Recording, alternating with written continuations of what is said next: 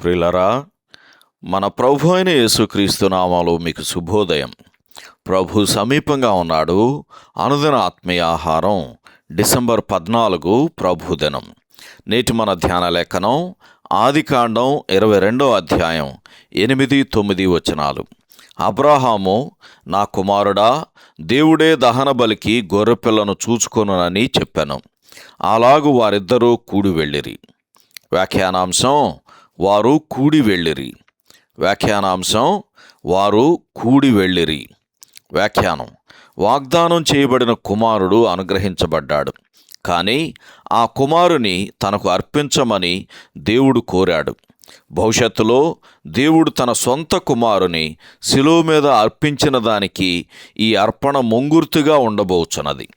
పాత నిబంధనలోని అనేక సాదృశ్యాలన్నిటిలోకి ఇది అత్యంత శ్రేష్టమైంది.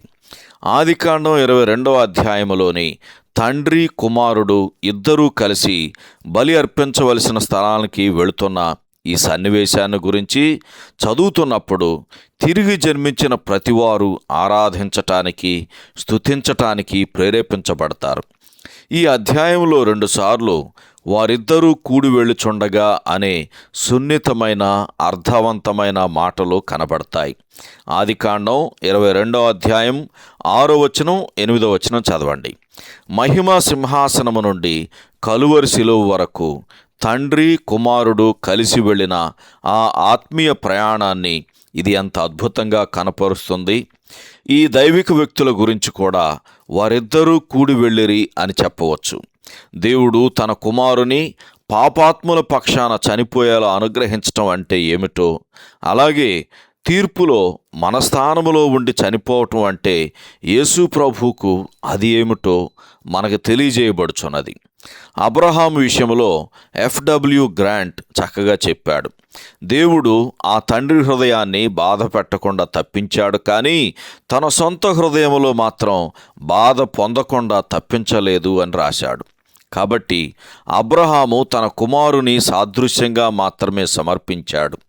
అలాగే అతనిని మృతులలో నుండి సాదృశ్యంగా తిరిగి పొందాడు.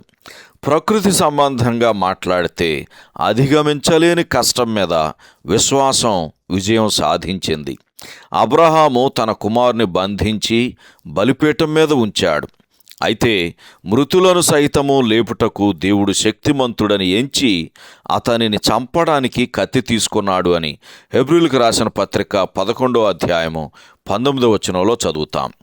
మానవ మనస్సు లేవనెత్తే ప్రతి ప్రశ్నను అధిగమించి జీవమును పునరుత్థానమునైన దేవుని మీద ఆధారపడి అద్భుతమైన ఆయన కృపా సంకల్పమును నెరవేర్చిన ఆ విశ్వాసం ఎంత గొప్పది. సహోదరుడు H.A. ఐరన్సైడ్ శుభములతో వందనాలు. ఈ సందేశాలకు సంబంధించి కానీ, బైబిల్కు సంబంధించి కానీ మీకేమైనా ప్రశ్నలు ఉంటే ఈ క్రింది నంబరుకు వాట్సాప్ ద్వారా పంపించండి. మీ ఆత్మీయ క్షేమాభివృద్ధి కోసం అనుభవజ్ఞుల ద్వారా జవాబులు అందించబడతాయి.